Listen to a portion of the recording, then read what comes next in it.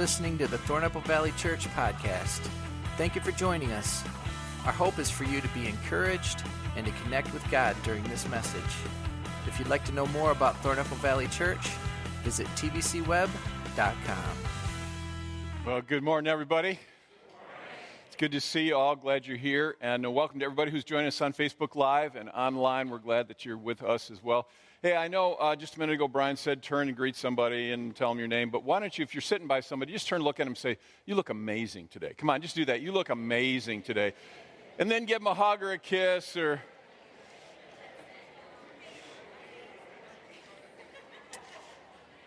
So I'm watching over here between a husband and wife. Did you say you look amazing? Because she turned to him and pulled something off his face. So now you look amazing, and now it's better.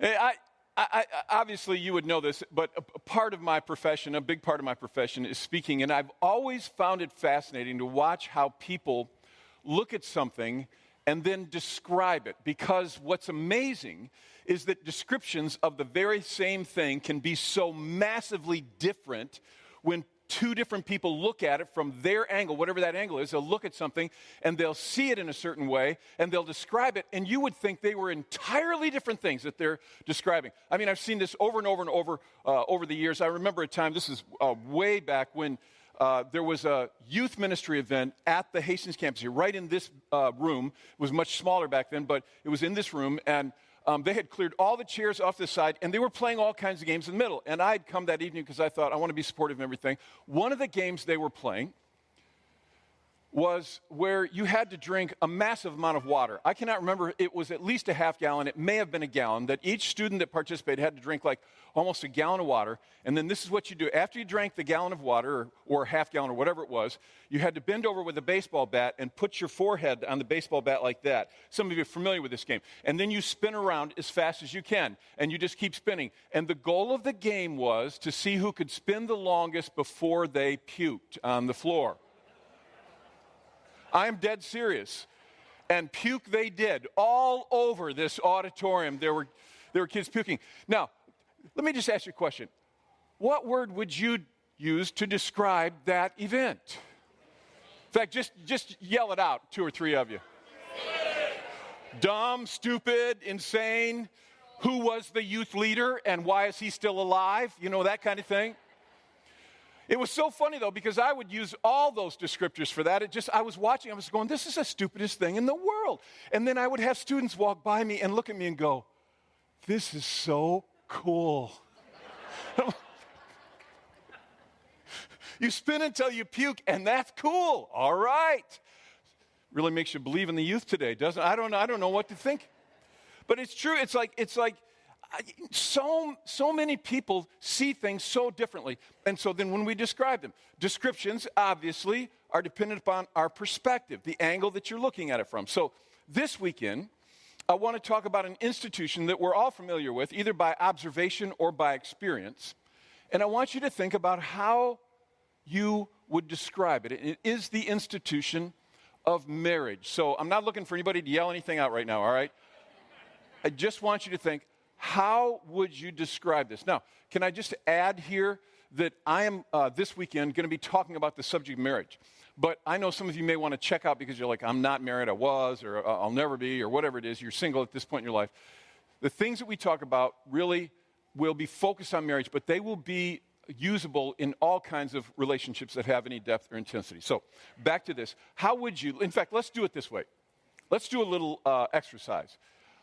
I want you to use one or two words to describe what marriage is. Think about what marriage is and use 1 to 2 words to describe it. And right now, turn to the person next to you. If you're comfortable, you don't have to, but turn to the person next to you and give them 2 words that describe marriage. Do that right now. Come on. Turn to them, tell them 2 words.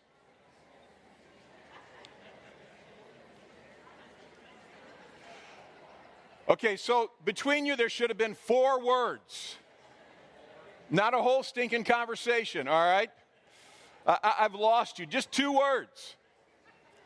All right, so those of you who are husbands, sitting next to your wives, I know what you did. You went, amazing and wonderful. And you were brilliant in doing so. I commend you for that. But I just wonder if you were sitting next to a buddy and not your wife, would those have been the words you would use? And I think it's a legitimate question. The truth is that marriage is extremely hard to capture in 2 words or in 20 or 50 or 100 because it's complicated. And here's what we know actually in the culture that we live in now, the current climate that we live in, marriage is in many ways, and you know this, it's disdained. Now people, they still have a longing to be connected intimately with others. But in the culture we live in today, marriage is often viewed as this whole idea of till death do us part kind of an institution that the word marriage implies seems to many people to be extremely outdated and unnecessary. In fact, the truth is many people, when they come of age where they want to share intimacy, their life with someone, because there is a desire for that, these days, more often than not now, people say, let's simply live together.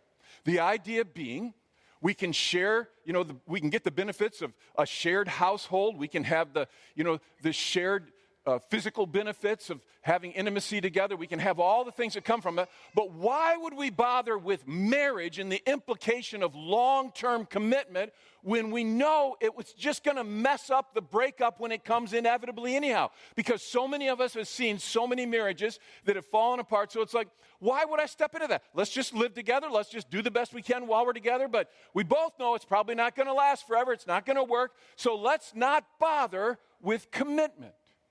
And I actually understand why people think that way. I don't think anyone could argue that these days the idea of marriage is definitely on the decline. And yet there is in all of us, almost all of us, an undeniable longing for deep intimacy combined with true commitment.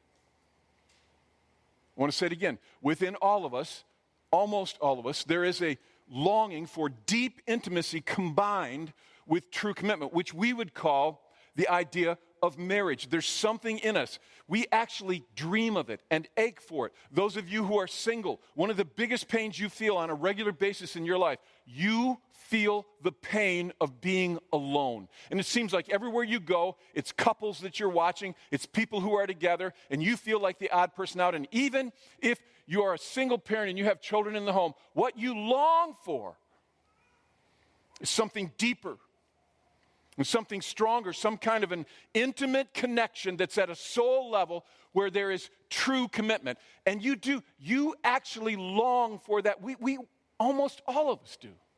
Gosh, I remember this is way back when I was in my late teens, like 18, 19, something like that. And I was hanging out with one of my cousins, and we were this is back when you could drink when you were 18, and we were in a bar, and we were playing pool together and having a couple beers. And I remember he stopped when he was shooting pool, and he looked at me and he said, I just long to be held by someone. And of course, we're late teens, hot-blooded young men, and I'm like, oh yeah, I know exactly what you're talking about. I'm like all this sexual implication, right? And he looked at me and he just started laughing. He goes, no, Jeff. He says, yes, I want sex, and a lot of it. Don't get me wrong. He says, I want that. But then he looked at me and he got real serious, and I was like, almost felt like it was a little weird, but I'll never forget it. He's like, but I want someone that I could come home to who would hold me and that I could hold and that we could know intimately and that we would spend the rest of our lives together. He said, I want real love in my life. Now, I can't remember my response. I think it was probably something kind of crass, but I knew what he was talking about because I have felt the same thing, and almost all of us feel that same thing. And yet the prevailing culture that we live in tells us that this longing, this desire for deep connection with true commitment. Our culture tells us over and over through media, through things coming at us, the movies we see, everything, that really what that is that we long for is simply sex, that it's about a sexual relationship. Now, this is where maybe some of you are going to see my age being revealed here, and I'm going to sound like a cranky old buzzard. And I am kind of, really, if the truth be told, but you're going to think that maybe. But I am stunned at how dramatically the culture has changed just in my lifetime. When I was younger, it was not this way. Today, more often than not, people describe themselves and kind of self-identify. In other words, how they see themselves is based on their sexual orientation. I'm straight, I'm gay, I'm bi, I'm whatever you want to fill in that describes your sexual orientation. And this is almost now a predominance of thinking, is that this is how we define ourselves, by our sexual attraction. But the truth is that down in us, below that physical thing, now you need to understand, I want to say this up front, I'm not saying that sex isn't an important thing. It's a huge thing. There's a strong pull in almost every human being towards sexual desire. It is there. But unlike animals in the rut, human beings carry something deep within them, a desire for soul connection, for a deep connection with another human being that carries with it the idea of long-term, true commitment to each other. It's on the inside of us. And folks, this is not something that is just because you live in a certain culture and it's practiced there, or because you've been taught this by your parents. This desire is a universal design issue. It's in human beings. Regardless of culture or rearing, it is inside of us to long for that deep inner soul connection with true commitment. So at one point, Jesus is asked his thoughts on divorce. And I find his response very instructive because it talks to us about who we are. He goes back to the beginning and he says, haven't you read, he's responding now to this question on divorce. He says, haven't you read that at the beginning the Creator made them male and female? And he said, for this reason, a man will leave his father and mother and be united to his wife, and the two will become, say it with me, one flesh. So they're no longer two, he says, but one flesh. And then he concludes it by saying, therefore, having gone back and talked about the design feature, therefore, what God has joined together, let no one separate. In effect, he says, guys, you need to understand that this idea that you're talking about of marriage, where there's a soul connection with true commitment, this goes all the way back. This is a design feature. It's about how God made you. As we read, he made us male and female. And for this reason, it says, we seek then to be joined to another human so that we would have something that makes us different than what we were individually. We become one flesh. We become more. There's something very powerful, and it is a depth that goes far beyond just hanging out or hooking up sexually. This is about something that is a soul deep level. It is the longing for a connection with someone that runs absolutely deep. But here's what we know. I would have loved to heard some of your two-word descriptions of marriage. Here's what we know, again, by either experience or observation. This thing that we're pulled towards, this deep connection with true commitment, what we would call marriage.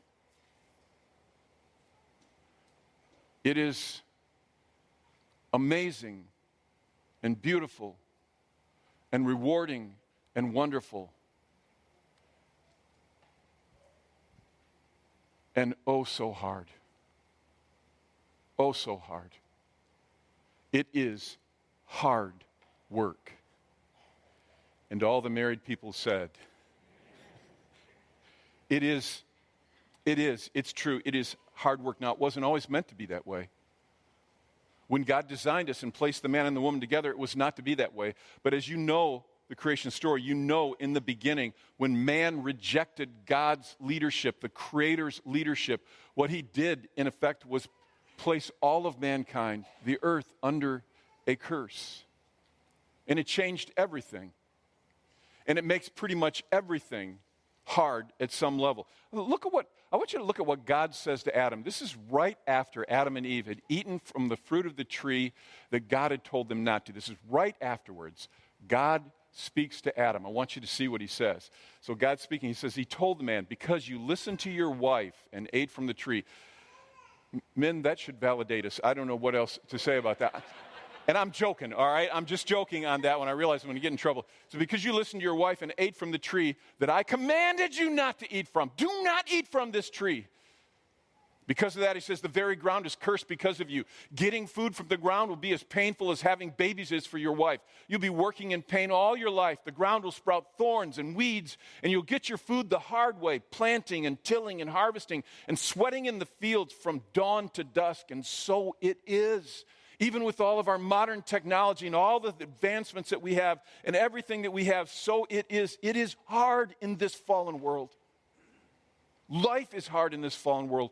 And that's in all things, including marriage, which is not wrong and which is not outdated and which is remarkably wonderful and it's filled with wonders potential. It's an amazing thing. And yet, it is hard work because of two things. Because we are broken people living in a cursed world. And the truth is, when you put two broken people together, they tend to hurt each other at different times.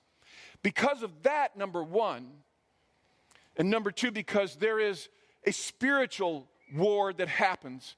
Now, I know some of you say, I'm not sure I believe all this spiritual stuff. I don't know if I believe in God. And I respect you. You have to figure that stuff out for yourself. I get that. But if you're a follower of Christ, there's no question that you will believe what Scripture teaches Jesus believed. And Jesus believed that there was an enemy. And this is what he said about him.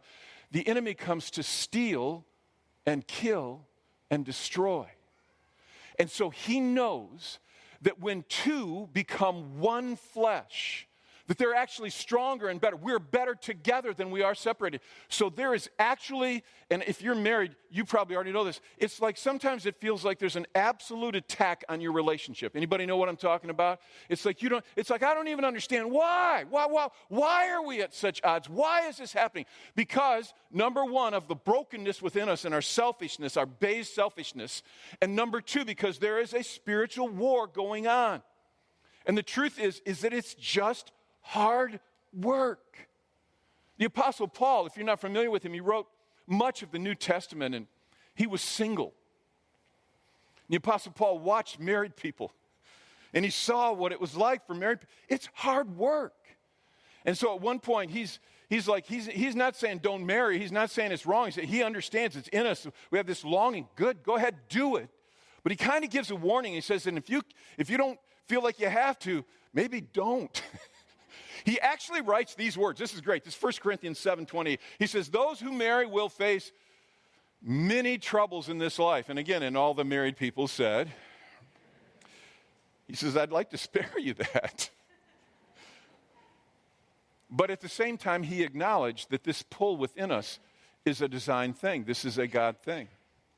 So he said, go ahead and get married, but you got to understand, marriage is hard work. Here's what I can tell you about marriage, both by observation and by my own experience of 40-some years of marriage. Marriage, on the dark side, has the potential to hurt you more deeply than almost anything else in life can hurt you. To try you, to frustrate you, to anger you, more than almost anything else that happens in your life. This is true, and here's why. You see, when you make a connection that runs soul deep, the only way that happens is that you have to remove that which is in front of your soul to protect it. So you take off the armor. The Kevlar comes off. The things that you cover up that in everyday life would cause deep wounds to you because it's so difficult. People are always kind of coming at you in different ways, and so you keep that soul protected. But when you move into a relationship where you develop a true soul connection, you remove the armor and you remove the stuff in front of it, and you get right down to my soul. And that soul, and I don't care how hard you seem on the outside, your soul is sensitive. And when you open it up to another human being and they, in frustration or anger or even inadvertently, push in on that soul, it will cause you pain that you feel like none other. The dark side of marriage is that periodically, as our souls are open to the person that we love and want to share our life with, they will wound us because of their brokenness. And we will hurt in ways that we never have. But here's what I can tell you about the good side of marriage, is that it will help you grow and become. It's not just about pure pleasure. It's about how you become and who you become. And it will help you grow into the person that you can be as an individual and as a couple. Listen now. If you do not give up. If you do not give up. And I cannot tell you how important that is. It will bring a depth to your character. It will do something on the inside of you if you do not give up. As Scripture says, and we've read this verse many times at church here, Galatians 6:9, let us not become weary in doing what? Doing good, for at the right or proper time, we will reap a harvest. Look at these last words. If we do not what? If you don't give up. If you don't give up.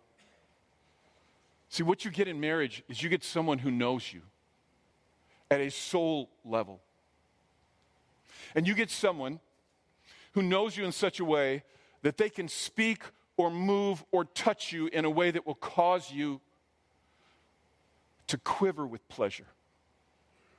They know what brings joy into your heart. They know things that the people at work and the people in your community and the neighborhood and even your friends don't know. They know you at an intimate soul depth level, and they can speak to you in a way that can cause you to quiver with pleasure. And then, and sometimes it's 2 minutes later, they can speak to you in a way that makes you shiver with anger. Come on, is that true? And they tell you something because they know you, that they see in you, that you don't want to hear, though you may need to hear it, because they're the one person that sees you at soul depth, and they speak to that which is real, and you need that in your life. You know, it's always funny because I spend a fair amount of time with men talking about spiritual things, and whenever I ask the question, and I've done this so many times, do you have someone that can speak to you, that knows you well, and that can speak what you need to hear but might not want to hear? And it's like, I don't know if it's every time, but it's darn near every time that the guy's married, he'll just go, yeah, my wife. And the way he says it is like, I wish it wasn't so, but yes, my stinking wife does seem to know me and speak to things like that. And I look at them and I say, and that's as it should be. You actually need that in your life. And yeah, it makes you angry sometimes, and it makes you feel resentful. But you need someone who will speak truth that you will never otherwise see, who can see your soul and speak honestly to you. Marriage, when it's at its best, has amazing highs and remarkably difficult lows. And in the end, and you may say this is kind of a sad commentary on marriage, and it isn't, but in the end, great marriages, don't miss this. They are hard work. Because what they do is they take you beyond the place where it just feels good to the place where you really can grow, where you really can develop in your life, if you do not give up. And so I want to say to you clearly, I'm unapologetic about this, that I am in total agreement with what Jesus said. I believe that what God has joined together should not be separated. I'm an advocate for staying in a marriage, even when it's hard. Now, let me clarify. I feel like I always have to do this, but I do not advocate for people to stay in a relationship where there is physical abuse and battering. I'm not saying that. I believe that boundaries sometimes have to be established that are difficult and painful. But I advocate and push for people to stay. Because I believe that what you can experience if you stay will not happen if you give up. And this happens so often in life. Now, it is true that at times we work really hard And because we cannot make our mate be who we want them to be, sometimes they just quit and walk away. And you can't stop that. And I understand that. Sometimes you simply cannot stop it. But whenever I have a chance to have a voice into a marriage, I will say this, and I will say it, and I will do it unapologetically. Stay. Stay. And there are reasons for that. Stay. Even when it's really hard. Now, again, let me back up and say something here. I understand that some of you are feeling kind of condemned right now because there's lots of people listening to this in this room, watching online, whatever, and you've been divorced. And what I want you to understand is that this is not a place of condemnation or guilt. I'm not coming down on you because I like what somebody has said. You know, the past is like eggs. You can't unscramble them once they're scrambled. You know, it's about where you are right now. I don't care about where you were yesterday or the day before. And I know some of you are coming off of a hellacious relationship and divorce, and you're in terrible pain. And I actually pray for you. I pray that you find healing. I don't want to bring condemnation. I really don't. In fact, I would tell you, if you're in a place like that, I would tell you that we're just starting another season of support for those who are struggling from the pain of divorce. And we have a group called Divorce Recovery, and it's just starting up. You can read about it in the handout you were given. You can find out more about it out at the Next Step area. But I've heard from so many people how much help they've received from that kind of a support group. But I would just say to all of us, no matter where you're at in life, you're going to hit hard work times in your relationships, and especially in marriage. And if you're not in a group with small people, what we call a life group, you should be. You should be. Because there you find encouragement and affirmation to do the things that are right instead of the things that you get from the people at work that say, well, you should just dump him, get rid of him, find somebody that makes you happy. You get that kind of things from people that don't really care about you. But people in a small group with you will say sometimes the things that you don't want to hear, but you do need to hear. And if you're not in a life group, I challenge you to be in one. And check out the Next Step area. But for everyone who is married or will be, I want you to hear me. It is hard work. And it is painful at times. And yet I challenge you, it is worth the fight. Stay. I ask you, please stay.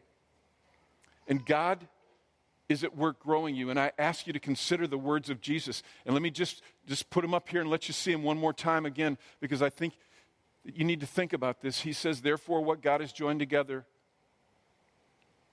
let no one separate. I don't know how else to say it. Stay.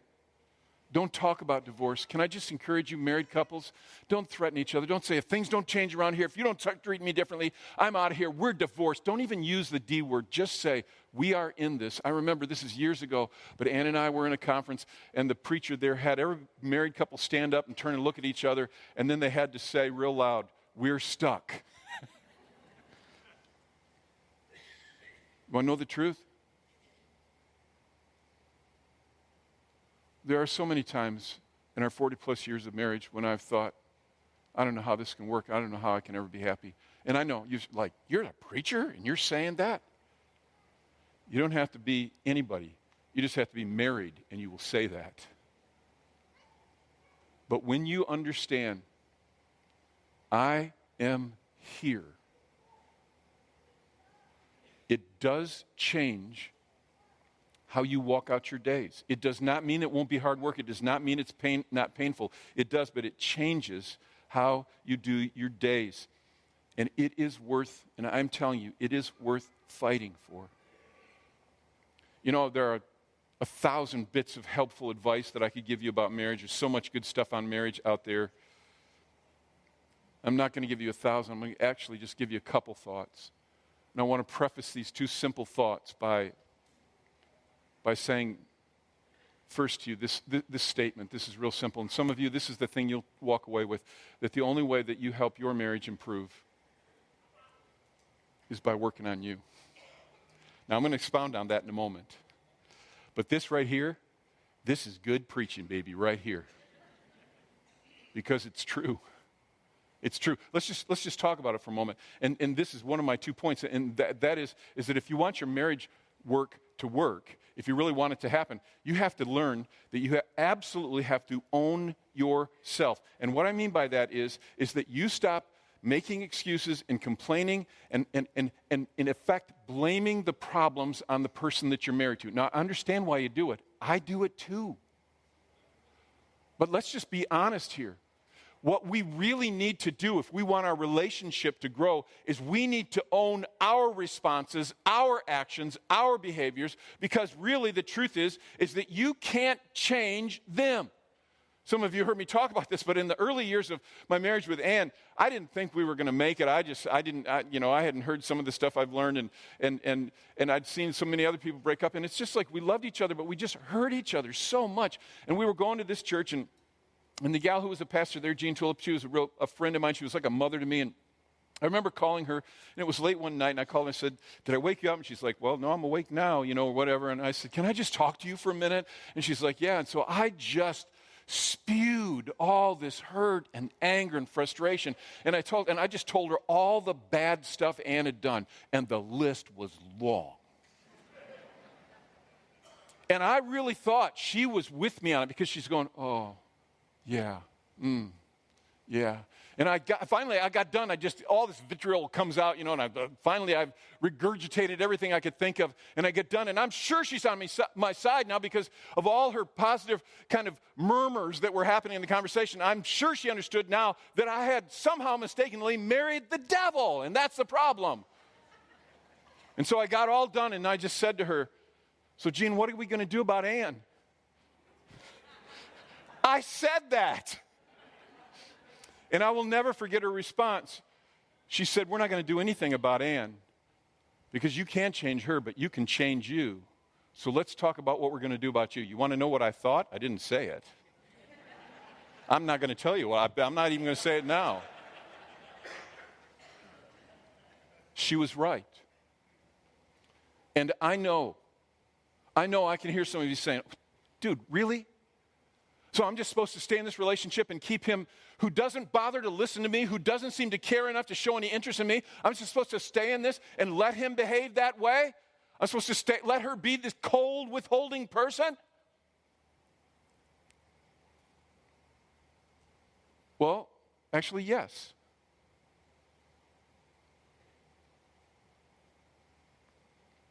Because you can't change them anyhow. I mean, come on. You all know that's true, right? Let me just ask the married couples. How you doing on changing your husband or wife? How you doing? Anybody want to stand up and say, "He's a perfect man now. He was a jerk when I married him, but I've worked with him. No, it ain't working that way. He's still a jerk." And all the wives said, I won't ask you to do that. I shouldn't have done that, really, but it doesn't work. You have to own yourself. You own you because you cannot change them. Now, I'm not saying what they do or don't do doesn't matter. I'm not saying that it's not painful or difficult and that it's something you just have to ignore. I know we have to communicate, but I think the problem that we have is that we spend so much time going, you need to, why won't you? And we're always looking at their thing instead of turning and looking. You won't change them, but you can change you. To be honest with you, this is maybe one of the hardest things that I do in my life. Not just in my marriage, but when I'm frustrated or angry or hurt by somebody, all I can think about is their stuff. Come on, anybody know what I'm talking about?